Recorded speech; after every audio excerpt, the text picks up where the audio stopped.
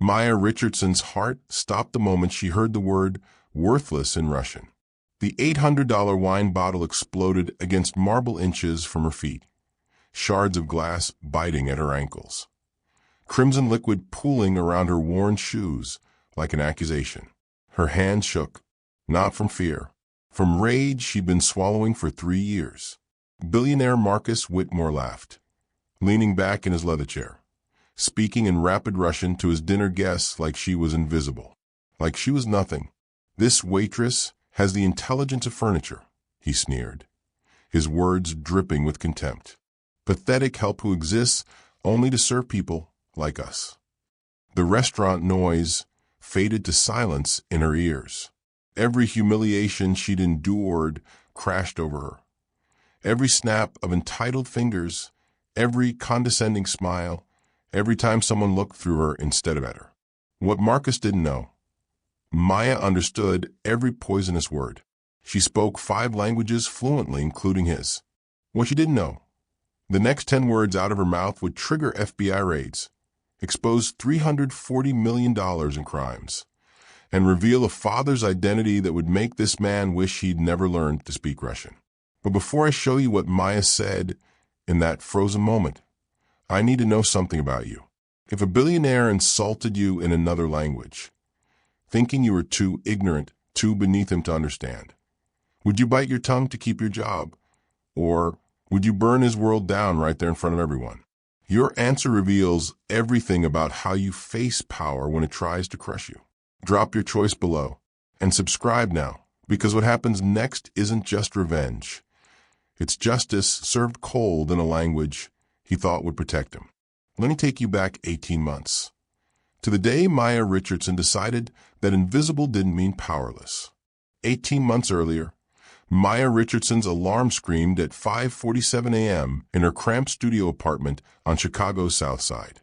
She rolled out of bed with mechanical precision, her body running on autopilot after 547 consecutive days of the same routine. The coffee maker sputtered to life. Cheap grounds that tasted like cardboard, but caffeine was caffeine. In the next room, her 16-year-old sister Emma still slept, textbooks scattered across her mattress. Maya's chest tightened. Emma's tuition payment was due Friday. $900 she didn't have. She pulled out her phone. Bank account, $347.18. For days. She had 4 days to make $552.82, or they'd both be out on the street. Sterling Heights opened at 11 a.m., but Maya arrived at 9:30. She always did. The morning prep shift meant an extra $40, and right now every dollar mattered. The restaurant smelled like money. Imported coffee beans, fresh-cut flowers, leather polish on the booth seats. Her fingers ran across the smooth Italian marble countertops as she counted silverware. 37 place settings. Each fork cost more than her weekly grocery budget. Table 6 wants the '98 Bordeaux with the duck, her coworker Jessica whispered during the lunch rush. Maya didn't even glance at the wine list. That's $380 a bottle with 22% markup. Tell them the 2004 Margaux pairs better with the cherry reduction. It's $290 and actually complements the dish. They'll think we're being helpful, not upselling. Jessica blinked. How do you even? Math, Maya said simply, her Columbia University degree in linguistics screaming silently from the wasteland of her past. Between orders, Maya's hand drifted to the small leather notebook tucked in her apron pocket. Worn edges, cracked spine. Inside, 18 months of conversations. German discussions about insider trading at table 12. Mandarin negotiations over pharmaceutical patents at table 7. French complaints about avoiding the IRS at table 3. She didn't know why she documented them. Maybe because her professor's brain couldn't stop analyzing, cataloging, understanding. Maybe because watching the wealthy break laws while she counted quarters for bus fare felt like injustice she needed to witness. Her shoulders ached by hour 6. The exhaustion lived in her bones now, a permanent residence she'd learned to ignore. She memorized 47 orders without writing them down, calculated split checks with 18% gratuity in her head while customers fumbled with their phones, and switched effortlessly from casual warmth with the suburban families to sophisticated deference with the corporate executives. "You're too smart for this job," the elderly regular at table 14 told her every Thursday. Maya just smiled, refilling his water glass. Smart didn't pay rent. Smart didn't keep Emma in school. Smart got her fired from Columbia when a tenured professor plagiarized her research, then accused her of stealing his work when she complained. So now she poured wine for people who treated her like furniture, and counted the days until rent was due. For days. Marcus Whitmore arrived at Sterling Heights every Friday at 7 p.m. sharp, and the entire restaurant shifted. Maya saw it happen in real time. The hostess straightened her posture. The sommelier appeared from the back room he'd been hiding in.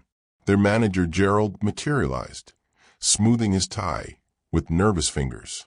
Even the ambient music seemed to lower, as if the building itself deferred to the man walking through the door. "That's Marcus Whitmore," Gerald hissed to the new server. "Founder of Whitmore Global Solutions, worth $2.3 billion. Do not make eye contact unless he speaks to you first.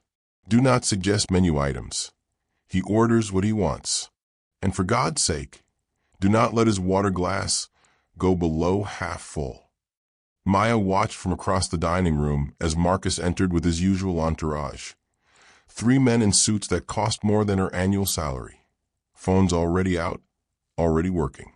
Marcus stood 6'2", silver threading through his dark hair in a way that suggested distinguished rather than old. His charcoal suit was bespoke, probably Italian, tailored to perfection. But it was his eyes that told the real story. Cold, calculating. The eyes of a man who assessed everything, the room, the people, the value of each interaction, in the 3 seconds it took him to scan the space. His usual table was ready. Corner booth, privacy, view of the entire restaurant so nobody could approach without him seeing them first.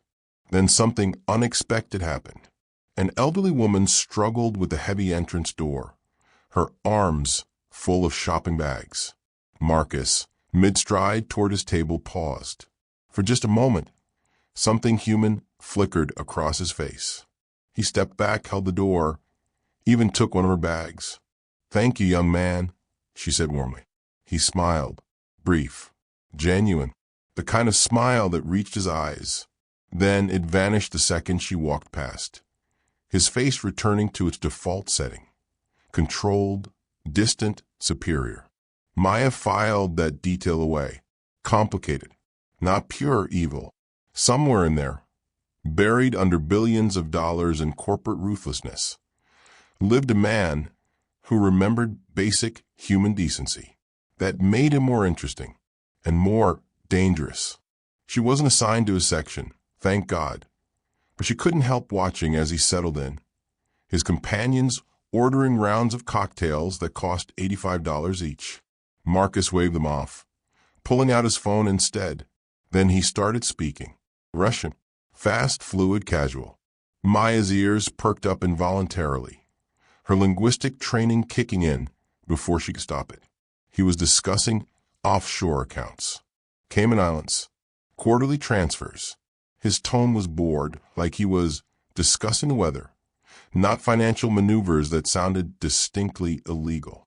She'd heard bits and pieces over 18 months, corporate executives speaking freely in foreign languages, assuming the help was monolingual and ignorant. But Marcus was different. His Russian was native level. His conversation was specific, detailed, and Maya understood every single word. Her hand drifted to the leather notebook in her apron. Something told her tonight was going to be different. It started small. It always did. Marcus snapped his fingers at Maya as she passed his table carrying a tray of desserts for table 9. Not a wave, not a polite, "Excuse me." A snap. Like summoning a dog. She stopped, pivoting smoothly despite the anger already coiling in her stomach. "Yeah, sir. How can I help you?" He didn't look up from his phone. water. And tell your manager the temperature in here is unacceptable. I'm paying for ambience, not a sauna.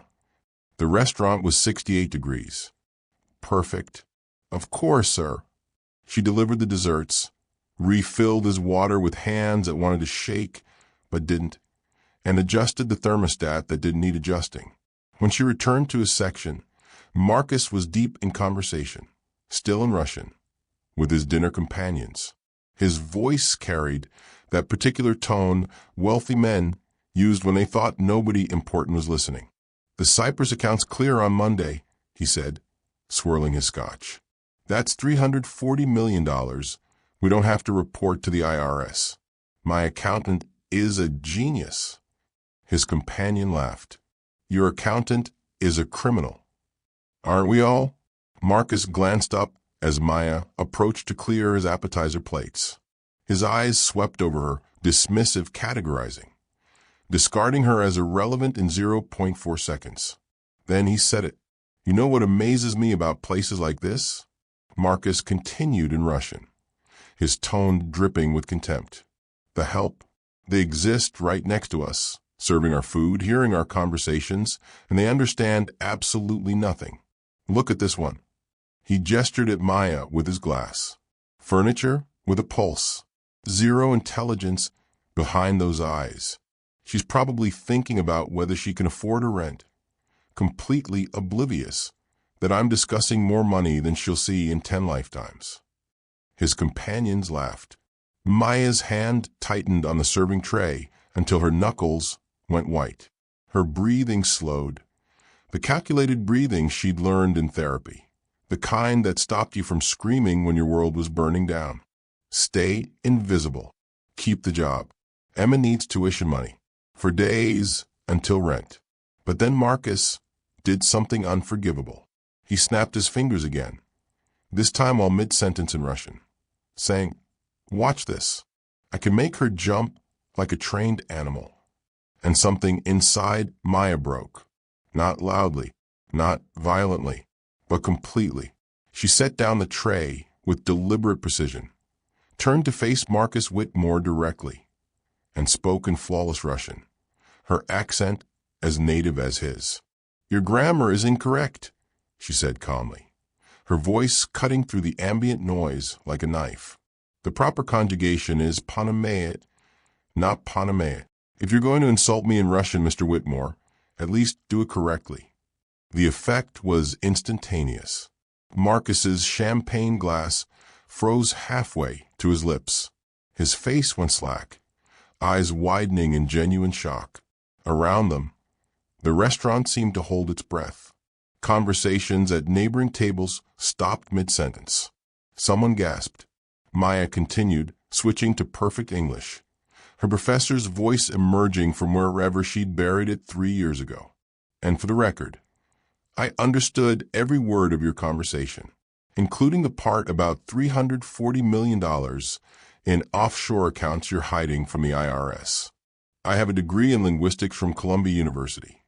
I speak 7 languages fluently, and I've been documenting every illegal conversation in this restaurant for 18 months. She twisted the silver ring on her finger, her mother's ring, once. So no, Mr. Whitmore, I'm not furniture. I'm not ignorant. And I'm definitely not impressed by men who think money means they're better than everyone else. The silence was deafening. Marcus Whitmore stared at her like she'd materialized from another dimension. And Maya Richardson smiled. The manager's office smelled like cheap air freshener in desperation. What the hell were you thinking? Gerald's face was tomato red, veins pulsing at his temples. That's Marcus Whitmore. He could buy this restaurant with his pocket change. He's already demanding I fire you. Maya stood with her arms crossed, her heart hammering, but her voice steady. He insulted me in Russian, assuming I was too stupid to understand. Was I supposed to smile and take it? Yes, Gerald shouted. That's exactly what you're supposed to do. You're a server, Maya. Your job is to serve, not. He waved his hands frantically. Whatever that was. Through the office window, Maya could see Marcus on his phone, pacing near the entrance. His face was dark with fury, but something else flickered there too. Confusion, uncertainty. A man whose entire worldview had just been challenged by the person he'd least expected. "I need this job," Maya said quietly. "Then you should have kept your mouth shut." 3 years earlier, Dr. Maya Richardson stood in front of 140 undergraduate students at Columbia University, her Russian linguistics lecture flowing effortlessly. This was where she belonged, not serving appetizers, not counting tips. Here, where knowledge mattered, where intelligence was valued, where her mind could run free. "Language reveals power structures," she told her students, writing on the board. "The words we choose, the grammar we employ, they're weapons and shields simultaneously." After class, Professor David Brennan, her supposed mentor, asked to review her latest research paper on Slavic language evolution in immigrant communities. She'd spent 14 months on it. Interviews with 200 families. Original data nobody had ever compiled. "Brilliant work, Maya," he said, smiling. "Truly groundbreaking." 6 weeks later, that same research appeared in a prestigious journal. Under his name, her 14 months of work, her interviews, her analysis, stolen. When Maya confronted him, when she went to the department head, when she demanded justice, Professor Brennan accused her of plagiarism, said she'd stolen his unpublished work. He had tenure connections, a reputation spanning 30 years. She was 28, ambitious and nobody. The university's investigation took 4 months. They couldn't prove who plagiarized whom. Insufficient evidence, they said. But the whisper campaign destroyed her anyway. Maya Richardson is a fraud. Maya Richardson steals research. Don't work with her. No academic institution would touch her. Her PhD dreams evaporated. Her career ended before it began. Her mother died 2 months later. Cervical cancer they couldn't afford to treat properly. Emma was 13, crying at the funeral, asking if they'd be okay. Maya had $114 in her bank account and a father she'd never met, Viktor Volkov, a Russian diplomat who'd had a brief relationship with her mother before disappearing back to Moscow. She moved them to Chicago, found the cheapest apartment she could, applied to 47 jobs. Sterling Heights hired her because she could carry 4 plates at once. Present day, Maya walked back into the dining room, her jaw set. Marcus was still on the phone, but his eyes tracked her movement like a predator watching prey that had suddenly shown teeth. She could read his body language perfectly. He was calling someone to investigate her. Smart. That's what she would do. She retrieved her leather notebook from her locker, its weight familiar and damning in her hands. 18 months of evidence. Conversations in 7 languages. Dates, times, specific names and numbers. If anyone ever looked at this, really looked, they'd find a roadmap to white-collar crimes worth hundreds of millions. Marcus Whitmore's offshore accounts were just one entry among dozens. Her phone buzzed. A text from Emma. "Did you pay rent yet?" Mrs. Chin came by asking. For days, $552.82 short. Maya stared at Marcus through the window. He was powerful, connected, ruthless. If she pushed this confrontation, he could destroy what little stability she'd built. He could make sure she never worked in Chicago again. He could. Her father's ring caught the light. Viktor Volkov, the Russian diplomat who'd abandoned her mother, but had somehow found her 3 months ago, who'd sent a cryptic email. "I've been watching your life from afar. If you ever need me, I'm here." She'd never responded. Maya pulled out her phone, fingers hovering over Victor's contact information. Then she saw Marcus heading straight toward her, his face a mask of controlled rage. "Decision time. Before we continue, I need you to answer something. If you had evidence of crimes worth hundreds of millions, but exposing them meant risking everything you'd built to protect your family, would you stay silent and survive, or burn it all down for justice?" Drop your answer below, because Maya Richardson is about to make a choice that will change everything. And here's what you need to know. The man walking toward her right now, he has no idea who her father really is, or that this confrontation is about to trigger a federal investigation spanning 6 countries. Make sure you're subscribed, because what happens in the next 10 minutes will show you exactly what happens when invisible people decide they're done being silent. Maya's hands shook as she dialed the number she'd avoided for 3 months. Victor Volkov speaking. It's Maya. Her voice cracked. Your daughter. I need help. The silence on the other end lasted 3 heartbeats. Then, tell me everything. She sat in her apartment's tiny kitchen, Emma at school, thank God, and poured out the whole story. The 18 months of documentation. Marcus Whitmore's Russian insults. The confrontation. The terror that she just painted a target on both their backs.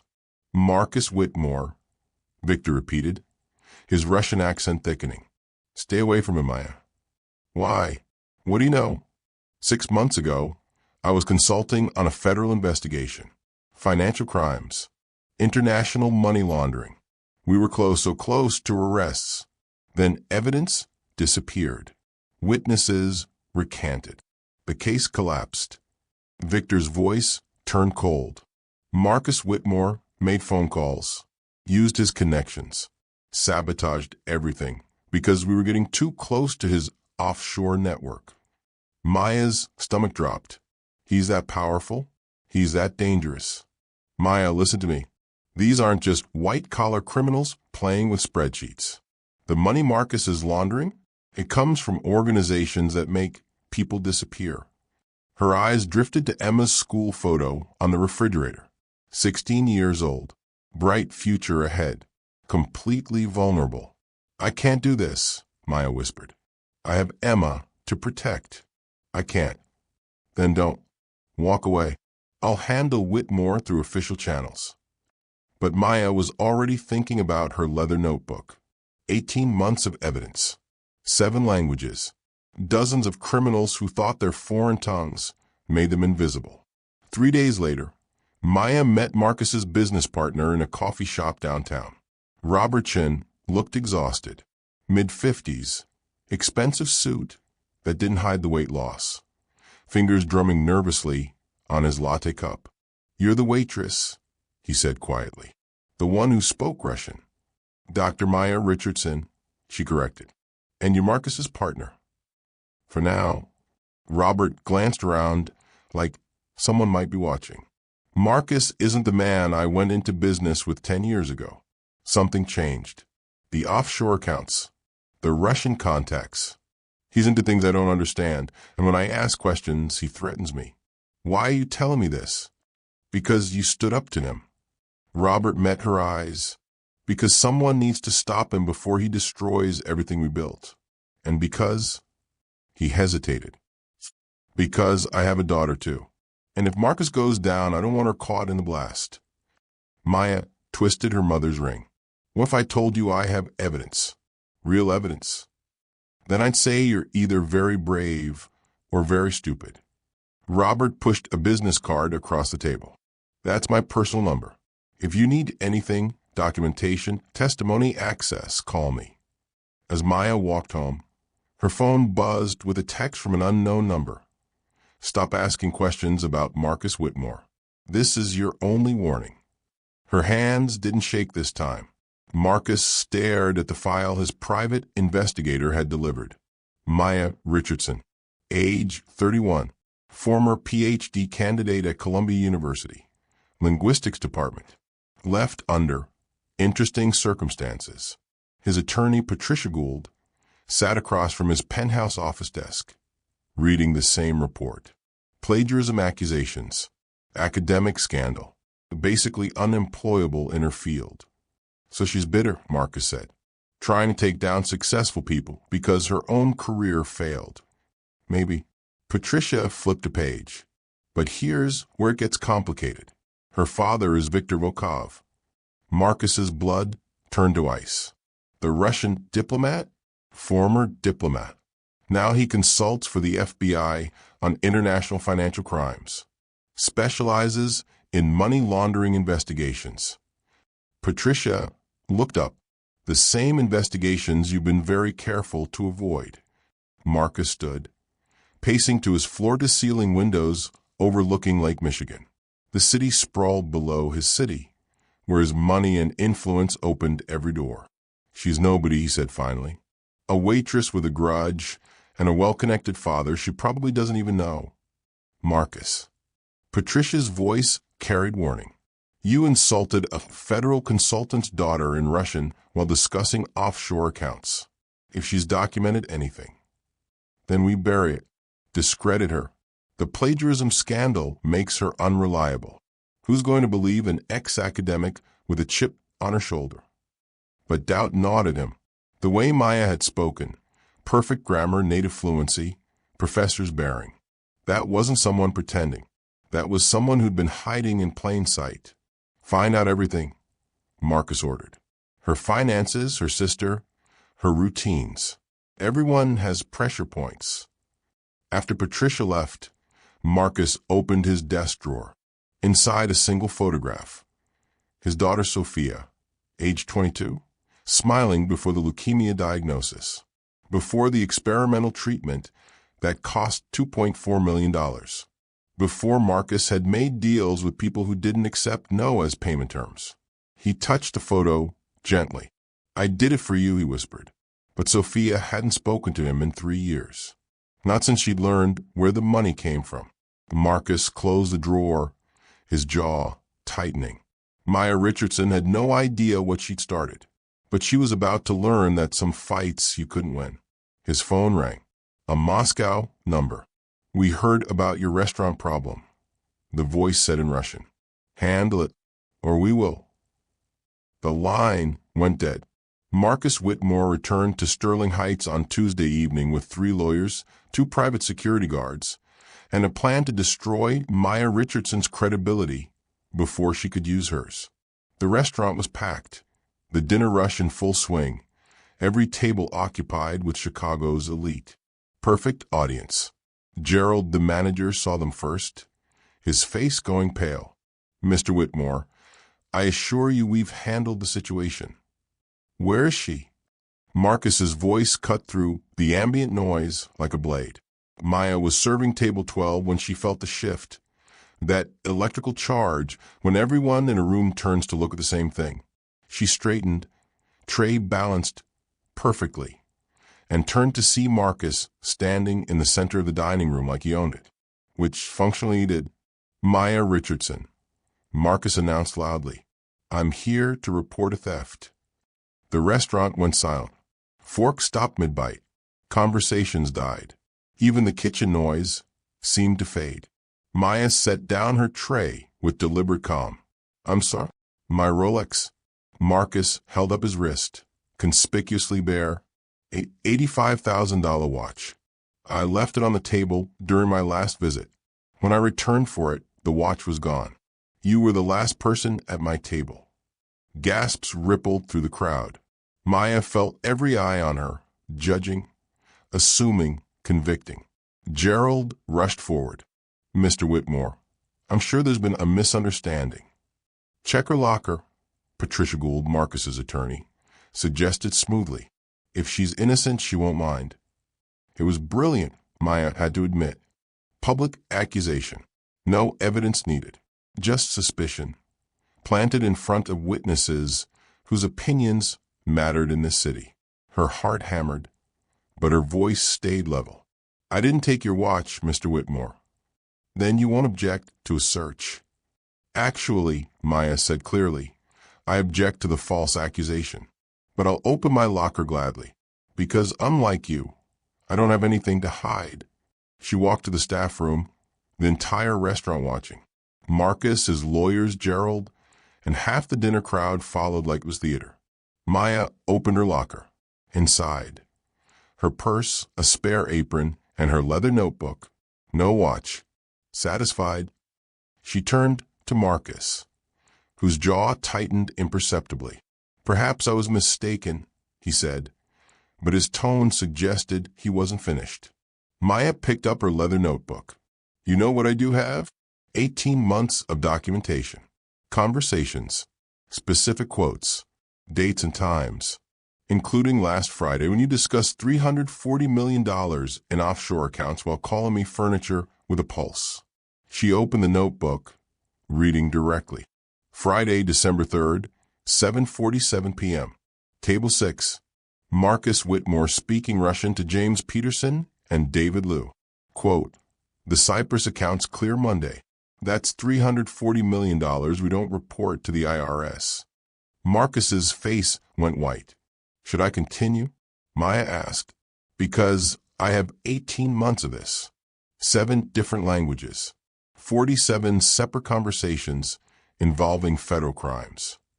That's... Patricia started. Documented. Maya finished. Time-stamped. Corroborated by credit card receipts showing who sat at which tables on which dates. From the back of the crowd, a voice spoke up.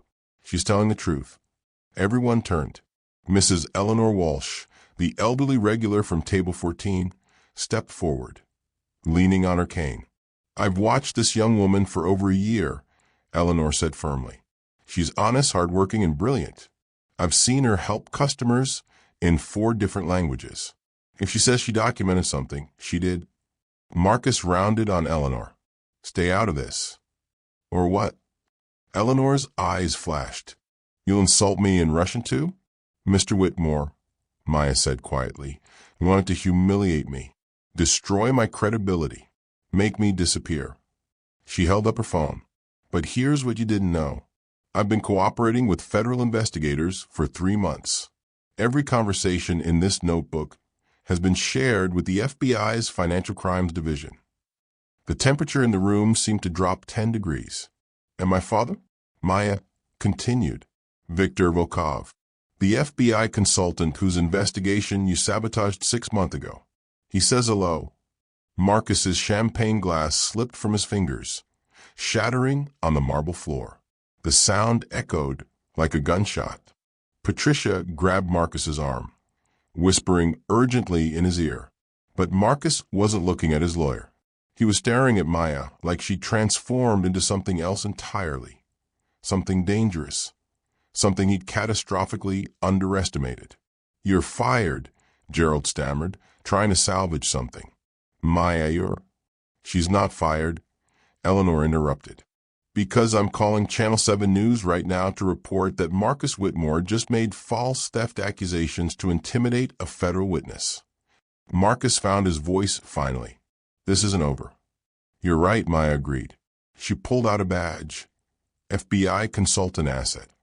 Her father's name listed as primary contact. It's not over. It's just beginning. She walked past Marcus, close enough to smell his expensive cologne mixed with cold sweat. 18 months, she whispered in Russian. 18 months, I was invisible. You should have kept me that way. As Maya left Sterling Heights for what she knew would be the last time, she heard chaos erupting behind her. Lawyers shouting, customers demanding explanations. Gerald having what sounded like a panic attack. Her phone buzzed. Victor, federal agents are ready. Are you? Maya looked at her reflection in a storefront window. The waitress was gone. Dr. Richardson was back. She texted one word, yes. 3 days later, Maya's apartment felt like a prison cell. The eviction notice sat on her kitchen table. Big red letters. Final warning. Rent was 12 days overdue. Her landlord had stopped returning calls. Emma cried quietly in her room, trying to hide it, but failing. We're going to be okay, Maya had promised for the 3rd time that day, not believing in herself. Sterling Heights had fired her the morning after the confrontation, creating a hostile environment, Gerald called it, avoiding her eyes. No severance, no final paycheck, just a security guard escorting her out like she was the criminal. Her phone rang constantly. Unknown numbers. Hang-ups. One voicemail in Russian. Drop this or your sister pays. Maya's hands shook as she deleted it. Her former colleagues from Columbia wouldn't return her emails. Don't want to get involved, one wrote. The plagiarism scandal still clung to her reputation like smoke. At 2 a.m., sleepless and desperate, Maya stared at the settlement offer Marcus's lawyers had delivered. $100,000. Immediate payment. Confidentiality agreement. Non-disclosure clause. She'd never speak about Marcus Whitmore, Sterling Heights, or any conversations she'd documented. Her sister's tuition would be paid. Rent current. Debts cleared. All she had to do was stay silent. I can't do this, Maya whispered to her empty living room. I can't take on a billionaire. I have nothing. No job. No money. No. A knock at the door interrupted her spiral. She opened it to find Viktor Volkov standing in the hallway, holding a thick manila folder. May I come in? Her father asked quietly.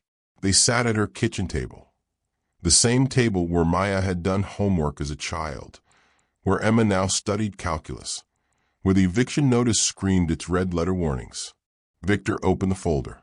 Marcus Whitmore, age 47, net worth $2.3 billion, founder of Whitmore Global Solutions. He pulled out photograph after photograph. Also, money launderer for the Morozov organization, Russian crime syndicate specializing in international financial fraud. Maya's stomach turned. For 3 years, I've been trying to build a case against the Morozovs, Victor continued. Every time we get close, evidence disappears. Witnesses recant. Why? Because they have people like Marcus Whitmore, legitimate businessmen who hide dirty money in clean accounts. He slid another document across. Names. Dozens of them. These people. All destroyed by the Morozovs when they became liabilities. Professors. Journalists. A federal prosecutor. One name jumped out. Dr. David Brennan. Columbia University. Your professor, Victor said quietly. The one who accused you of plagiarism. He was laundering money through academic grants. When he thought you were getting too close to his research, the Morozovs told him to destroy you first. Maya's world tilted. The plagiarism accusation was never about your work. It was about protecting a criminal conspiracy. Rage and grief warred in Maya's chest. 3 years. 3 years of poverty, shame, and survival. All because she'd been collateral damage in someone else's crime. I can make them pay, Victor said. But I need your help, your evidence, your testimony. They threatened Emma. I know, which is why I've had a protection detail on her for 3 days. Victor showed her photos. FBI agents stationed outside Emma's school, following her bus route, watching their apartment. You're using me as bait, Maya realized. I'm giving you a choice. Victor met her eyes, the same brown eyes she saw in her mirror. Walk away with Marcus's settlement money. Stay safe. Live quietly. Or help me destroy the organization that destroyed your career and dozens of others. Maya looked at the eviction notice, the settlement offer, Emma's school photo, then at her leather notebook. Robert Chin, she said. Marcus's business partner. He wants out. He'll testify. Victor smiled. Then let's give them a trap they can't resist. Before we continue, I need to know, would you take the safe money and protect your family? Or risk everything to bring down criminals who destroyed innocent lives? Drop your answer below, because Maya Richardson is about to walk into Marcus Whitmore's office with federal agents hiding in the next room. And what happens next will either expose a billion-dollar criminal conspiracy or get her killed. Subscribe now, because the revelation that comes next will make everything you've heard so far look like just the beginning. Marcus Whitmore's downtown office occupied the entire 47th floor of the Thornton Tower, with panoramic views of Chicago that screamed power. Maya Richardson walked in wearing her Columbia University professor clothes, sharp blazer, professional heels, hair pulled back. No more waitress uniform. No more invisibility. Dr. Richardson. Patricia Gould greeted her coolly. Thank you for agreeing to mediation. Mediation. That's what they were calling this. In the adjacent conference room, separated by one-way glass, FBI agents waited with recording equipment. Victor sat among them, watching his daughter walk into a billionaire's office wearing a wire. Marcus stood by the windows, his back to her. I underestimated you. Most people do, Maya said calmly. It's my superpower. He turned, and for the first time she saw him clearly. Not the arrogant billionaire from Sterling Heights. Someone tired, afraid, human. I want to settle this, Marcus said. Name your price, within reason. That's the problem, Mr. Whitmore. There's no reasonable price for what you've done. I insulted you. I was wrong. I'll apologize publicly, pay compensation. I'm not talking about the insults.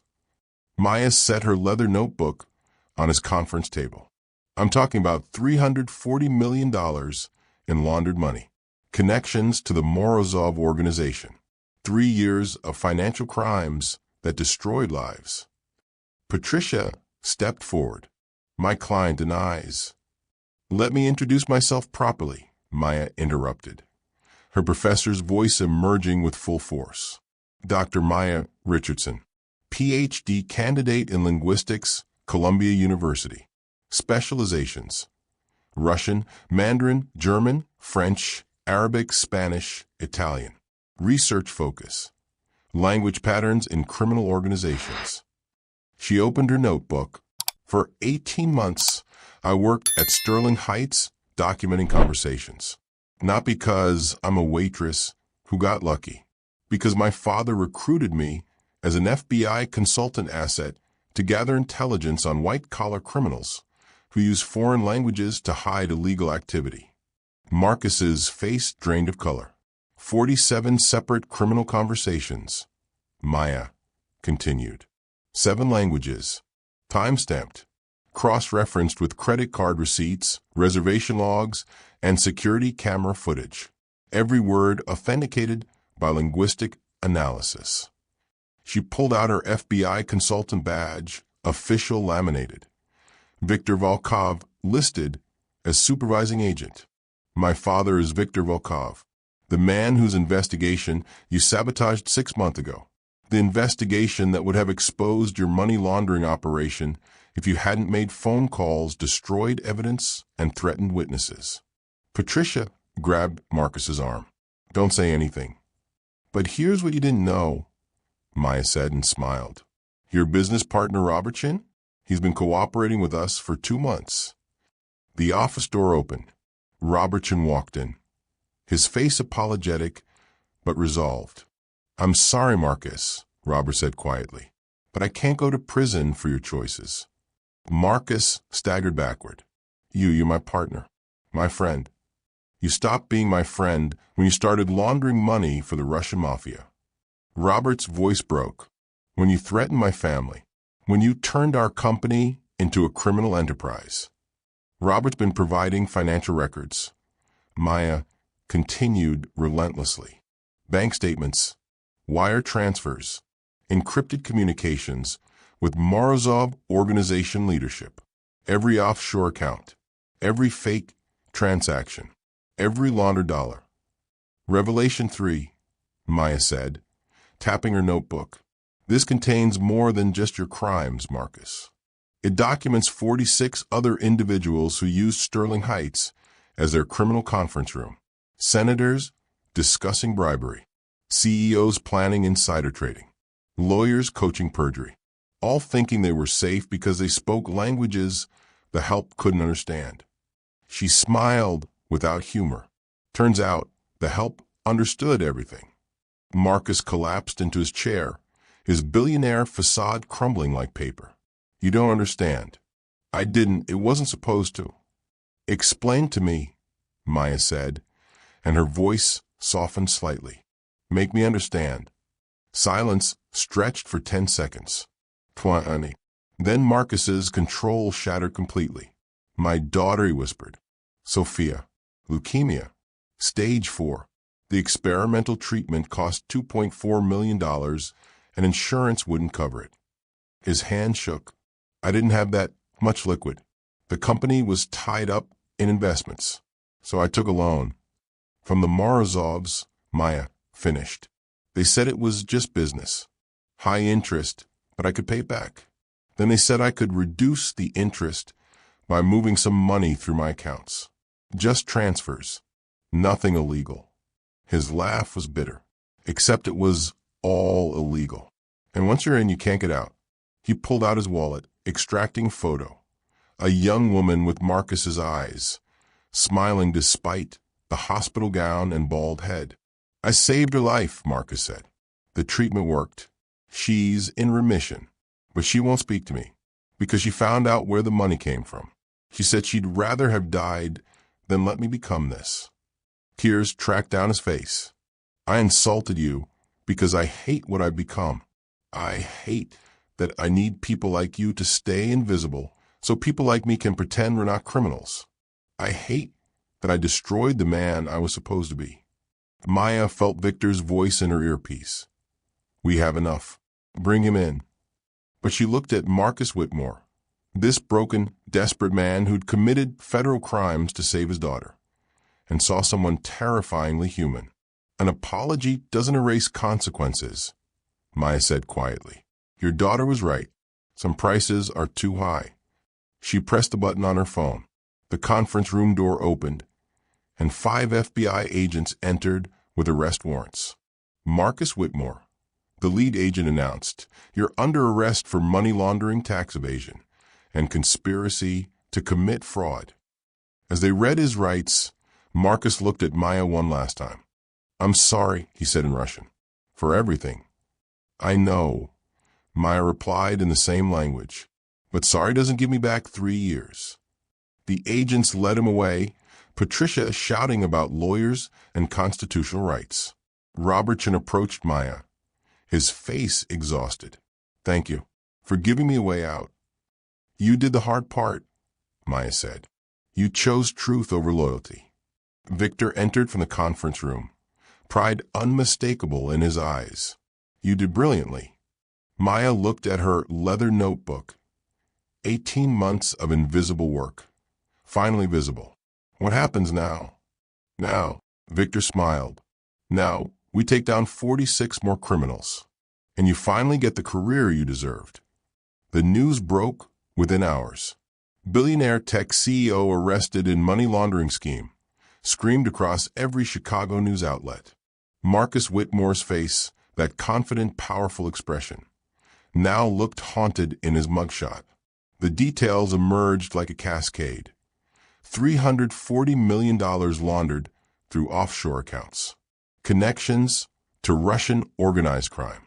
An FBI investigation spanning 3 years.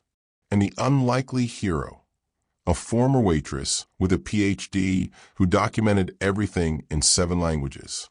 Robertson received full immunity in exchange for testimony. He stood at a press conference, his voice steady despite visible exhaustion. I stayed silent too long, but Dr. Richardson showed me that courage isn't about being fearless. It's about doing what's right even when you're terrified. Eleanor Walsh, the elderly witness from Sterling Heights, became an unlikely media darling. At 73, she gave interviews from her living room, leaning on her cane, fierce as a lioness. I've watched powerful men underestimate capable women my entire life. Maya Richardson is exactly the kind of person we need more of. Gerald, the manager, faced his own consequences. The restaurant's ownership discovered he'd been accepting payments from Marcus to ensure certain tables remained available for private conversations. Sterling Heights fired him, then issued a public apology to Maya, which she accepted with professional grace. The whistleblower reward came through 6 weeks after Marcus's arrest. $847,000 from the federal government for information leading to the exposure of criminal activity. Maya stared at her bank account, the number so large it didn't seem real. She paid rent 6 months in advance. Emma's tuition, all 4 years of high school, secured. The debts from Columbia, settled. with a letter to the university's president explaining exactly what had happened 3 years ago. The job offers arrived within days. FBI Linguistic Analysis Division, $120,000 salary plus benefits. Department of Justice Translation Services, $98,000 plus security clearance. Chicago Police International Crimes Unit, $105,000 plus consulting fees. But the offer Maya accepted came from Northwestern University. Assistant Professor of Applied Linguistics. The letter read, Specialization, Criminal Language Patterns, Tenure Track Position, $87,000 starting salary. Not the highest offer, but the one that felt like coming home. Emma cried when Maya told her. Happy tears this time. You're going to be Dr. Richardson again. I never stopped being Dr. Richardson, Maya corrected gently. I just had to survive first. Now here's what I want to know from you. What hidden skill do you have that people would never guess by looking at you? What expertise are you carrying that the world doesn't see? Drop it in the comments. Because this channel is about finding people like Maya, invisible geniuses working regular jobs, carrying PhDs while serving coffee, speaking 7 languages while cleaning offices. Subscribe right now if you believe that intelligence, skill, and worth aren't determined by your job title. Hit that button. Join the 500,000 people who refuse to judge by appearances. Next week's story.